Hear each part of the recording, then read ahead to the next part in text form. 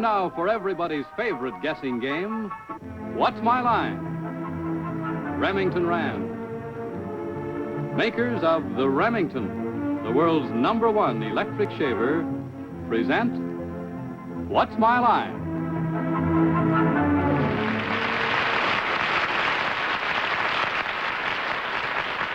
And now, let's meet our award-winning What's My Line panel. First, the delightful Dorothy Kilgallen.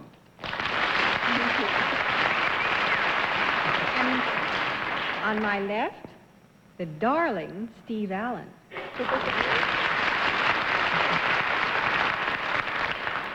guess we got a little something going here. In that case, here is the delicious Arlene Francis. I like that. And on my left, the devastating Bennett Cerf. Well, on my left, I would say you are now going to have a look at the devious and debatable John Daly. Thank you. Thank you. Good evening, ladies and gentlemen, and welcome to What's My Line.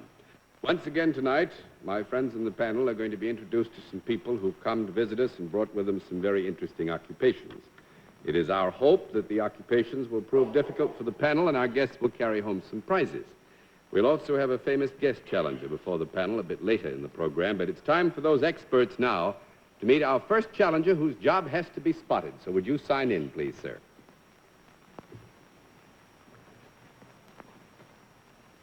Roswell H. Johnson. Roswell H. Johnson.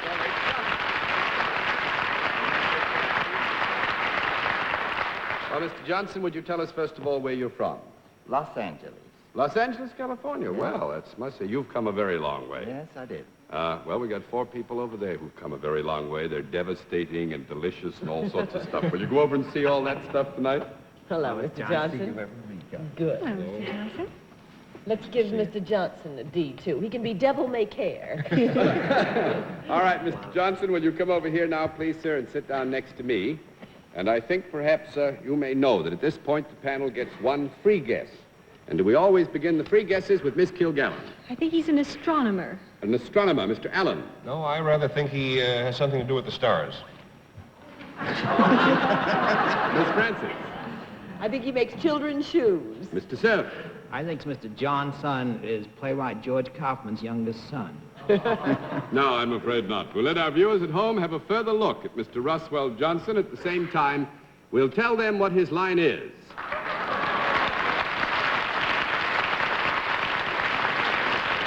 Mr. Johnson, the panel now has to really go to work. And I think the easiest way to put everything in line for you is to tell you that every time you get a no answer, I'll flip one of these cards, 10 of these no's, and $50, and you've won the game. All right, Mr. Johnson is salaried. With that, let's begin the general questioning with Miss Dorothy Kilgallen. Mr. Johnson, do you work for a profit-making organization? No. That's 1 down and 9 to go, Mr. Allen. Do you deal in a service of any kind, sir? I do. All right. Am I the sort of fellow who might ever come to you for any reason? Yes. Mr. Johnson seems right sure about that, too. Could you by any chance also, could women come to you? Yes. If they did, would what you did make them happier in any way? Yes. Good. Are they then perhaps in a relatively, at least, unhappy state when they do first come to you? Generally, yes. Are the sort of women who come to you the women who might go to a department store sale, or would you say something of that sort? Yes. Yeah, they could. Trying to think of what could make them unhappy. Is your job something in the nature of, are you sort of a man who receives complaints or something of that sort? Yes.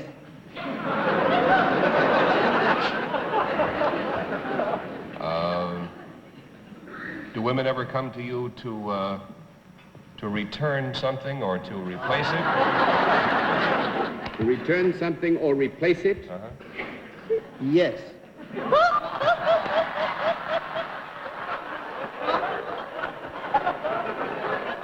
I would say there that the terminology used is perhaps out of the normal context as we understand it, but we might, by liberalizing the whole acceptance of the words which you applied there, give you a yes answer.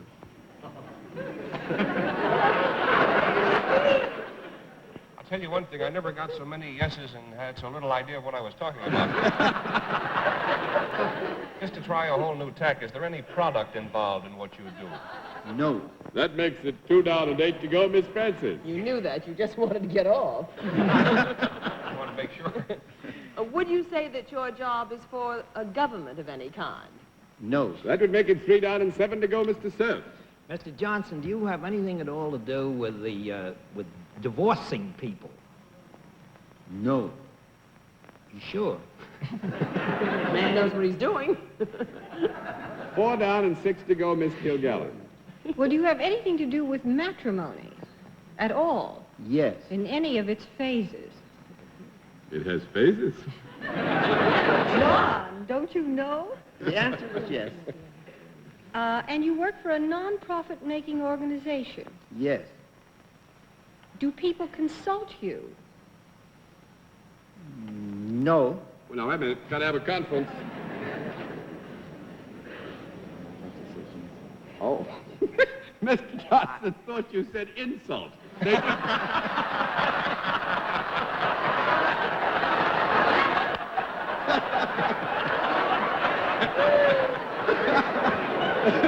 I tell you, these committee meetings are good, aren't they? I'll change the answer to yes. Now, do you deal with both men and women? Yes. Do they come to you? Yes. Do you advise them? Yes. Is it possible that as a result of your advice, they may decide not to get a divorce as well as to get one? Yes. Do you have anything to do with human problems in Yes. general? Do you work for some sort of institution? Yes. Would you be any sort of a marriage counselor? That's right.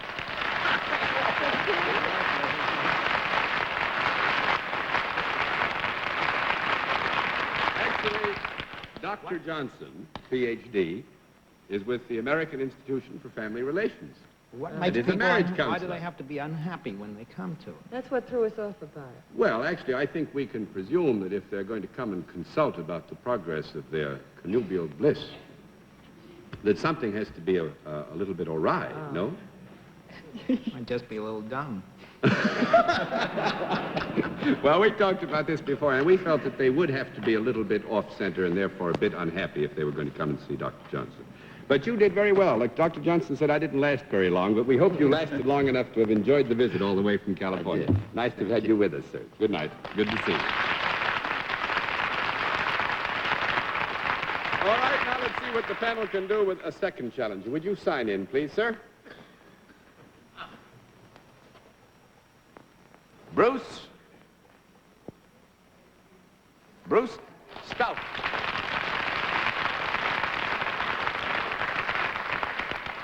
Good bold hand. Where are you from, Mr. Stout? I'm from Stamford, Connecticut. Stamford, Connecticut. You're practically a neighbor. Right. Actually, I think Mr. Cerf there lives up in Westchester, and all the rest of them visit up in Westchester, so why don't you go visit with them for a while, huh? Oh, Stan. How do you do, Mr. Cerf? And me too. How are you? Howdy. Well, Mr. Stout. All right, Mr. Stout, over here, if you will, please, and sit in the chair. We'll strap you in a moment. Turn the juice on, just a little while. As you know, at this point, they always get one chance to pick it right out of the blue, you see, and they begin the free guesses always with Miss Dorothy Kilgallen. I think he's an investment broker. An investment broker, Mr. Allen. I think he makes Shinola shoe polish. Miss Francis. I think he's a certified public accountant. Mr. Cerf. I think he prints art calendars. No, I'm afraid not. Let's let our viewers have another look at Mr. Stout from Stamford, Connecticut. At the same time, we'll tell them what his line is, but the panel's better big. All right, Mr. Stout, the rule's very simple. Every no answer costs the panel $5. We keep a record of it by the flipping of these cards here, 10 flips and you're in. Mr. Stout is salaried. Let's begin the general questioning with Bennett Cerf. Mr. Stout, is there a product involved in what you do? Yes. Is it a product with which I might come in contact? Yes.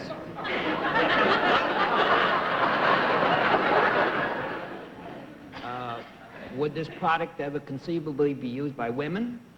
Yes. Would a woman be likely, or would it be possible for a woman to use this product regularly every day? If a woman used it regularly every day, Mr. Stout, would the result be visible to the naked eye? She used it every day, would the result be? I don't think it would be. If she used it every day, the result of her use of it would be visible to the naked eye, yes. Even when she was fully attired, the result would be...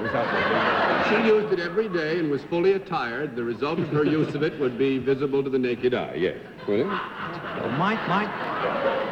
might this product, Mr. Stout, ever be used as a gift, as a Christmas gift by husbands? I'd say no. I don't think so. 1 down and 9 to go, Miss Kilgallen. Well, if a woman used it, would it be regarded as a useful rather than a purely luxurious product? In other words, she would have some need for it, or she wouldn't go out and buy it. I would say there would be a necessity for its use if it were in relation to a member of your sex, yes. I mean, if she were associated with it, it would be necessary that it be there to be applied in the context of her potential use of it. Well, let's get off my sex for a minute. Could a man use this product? Yes. Oh, well, I'm glad. And if a man used it every day, would people know about it? Yes. Could they tell? Is this something I could hold in my hand? Yes. Would you think, looking at me, that I might have held this in my hand? Go on, you answer that one. I'm not even going to help you. It's possible. I would say, Mr. Arthur, that's a very fair answer. After all, Mr. Stout is not known to you, nor you to him, and he can only presume that there might be a rare circumstance or a usual circumstance which would find you coming in contact with his It sounds like a pretty sizzling product. Is this product larger than a pound of butter? Larger than a pound of butter? Mm-hmm. Yes. Does it have any moving parts? Yes. Would you get a reaction when you used it, of any kind? Are you speaking now about a subjective reaction? What are you talking about when you say a subjective reaction? Do you mean to imply that what you want to know is, do you get a shock of some kind when you use it, or you just mean, is there or a reaction? Sensation of pleasure, either from the aroma or the feel of it, or... A sensation of some kind? Yes. Yeah, you're getting a sensation of some kind. Or would it ever be an unpleasant sensation? Might be. Could this ever be something gooey or gummy or unattractive? Gooey or gummy? Yes. That makes it 2 down and 8 to go. Mr. Allen. Is the reason, then, for much of the laughter and levity which has occurred here that there is something relatively unpleasant about this, at least in its use, or... It has its unpleasant connotations, yeah. Is there any metal in its makeup? Yes. Are there other materials as well? No. Yes. Are there? Well, wait a minute. Small conference. Small product. No. Now, you're too generous. 3 down and 7 to go. Miss Francis. I'll bet he said it comes in a plastic case or something. Does it? Is this something that you might buy in a drugstore? 4 down and 6 to go, and I'm going to give you 1 more minute. Mr. This Cerf. has anything to do with our current sponsor, has it? That's what I was thinking of. This wouldn't be a product of Remington Rand by any chance. No, Well, I that's fine. said it wouldn't be. Oh, that's right. You did say that. I Go was ahead. eliminating a possible electric shaver, which all this answers. Would this be applied to a person's body or face, this product? No. 5 down and 5 to go, and 40 seconds more. Miss Kilgallen. Is this used in connection with anything else aside from a human being?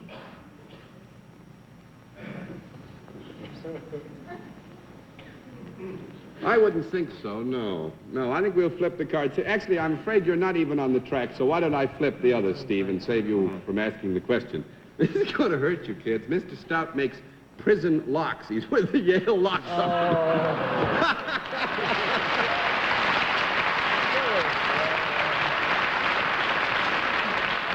Well, Mr. Stout, you certainly gave him a real rough time, I must say.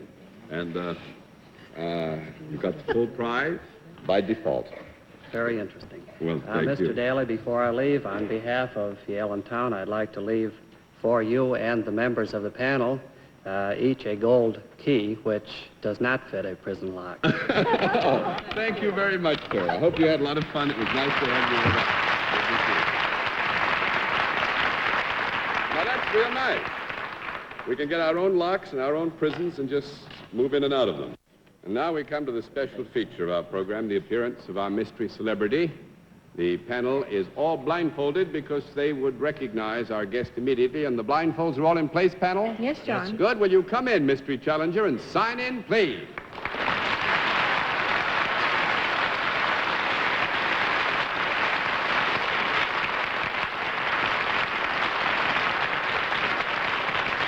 Now, will you join me over here?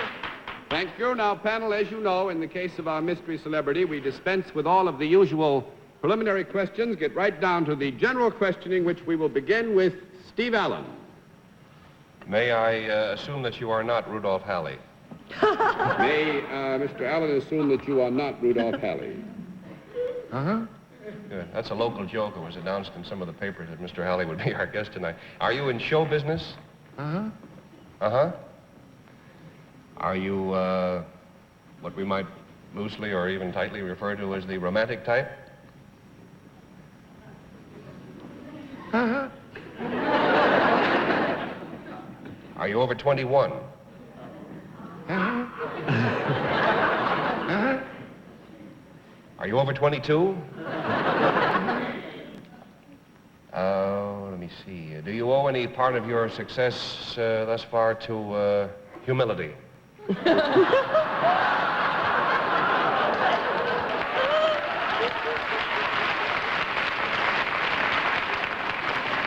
question was, do you owe any part of your success to humility?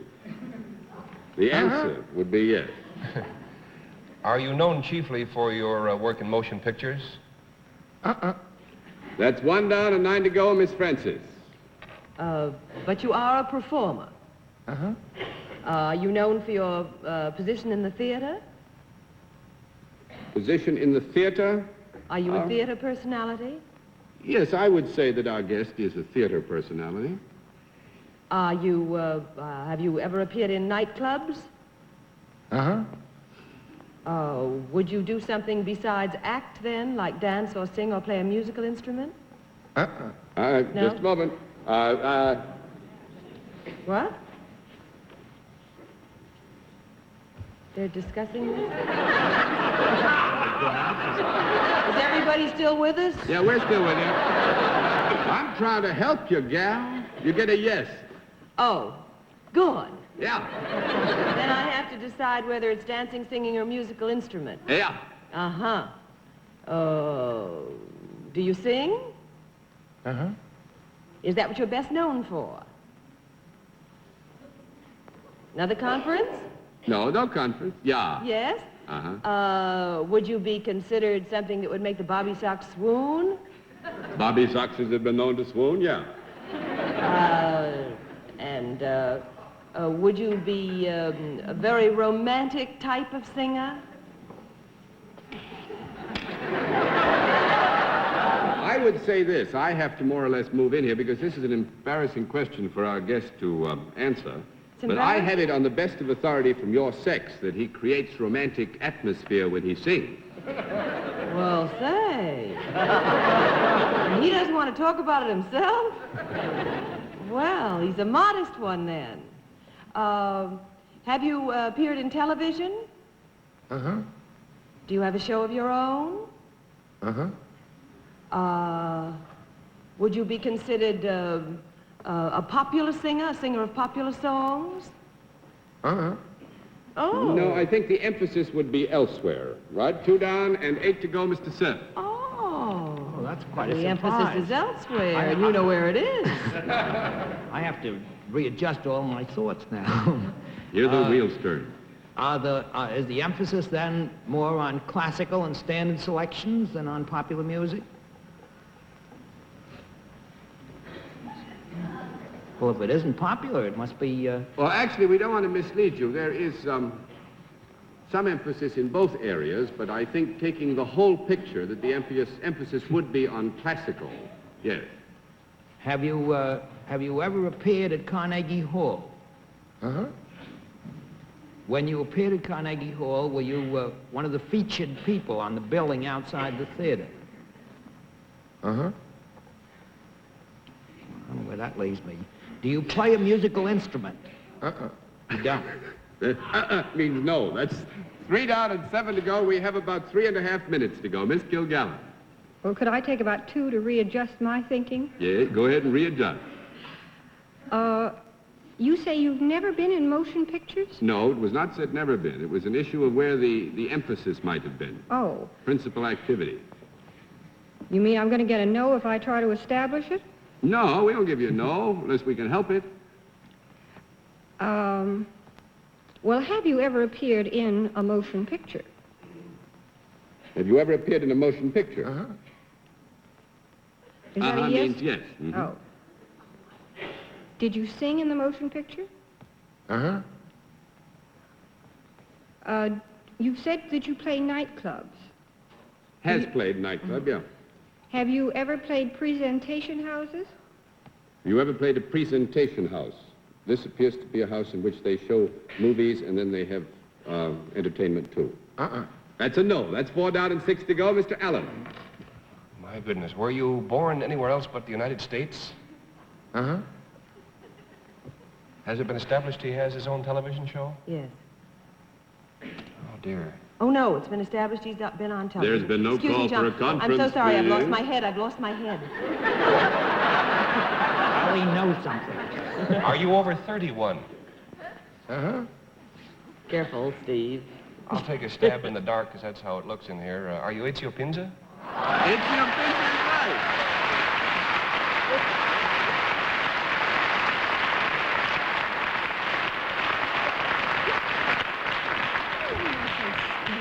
Well, anybody got any complaints? Because I must admit I was on some thin ground there once in a while, but Mr. Pinza is a man of so many great talents that when you ask where is the emphasis, Yes, it's very the hard to reach out and pick the exact spot that How you did want. he get that vibrant voice up so high and so light? I don't know, Dorothy. I've been sitting here trying to figure it out myself. John, I'd like to say that South Pacific's the most popular music I think I ever heard. Yes, well, we did say the emphasis was in both sides, that but was in the fair. whole That was picture that the classical was more. After all, That was fair. Ezio Pinza was and is still one of the great classical bassos. Huh? Thank you.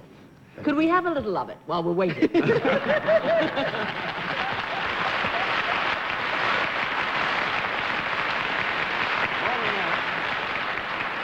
I have for some time been very proud of the fact that we were near neighbors once, and actually Mr. Pinza went and moved somewhere else, so we're not very near neighbors now. But I've always admired his many great talents, and your new television show, Bonino, is just an extension of the other wonderful talents you've displayed. It's a grand show. Thank you. And we're very honored that you came to see us tonight, It was sir. a pleasure. Nice to see you. One no.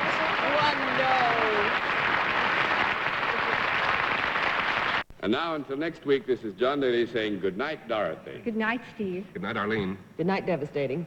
Good night, Ezio Daly. Good night, Daly. Good night, ladies and gentlemen, and thanks for being with us on What's My Line?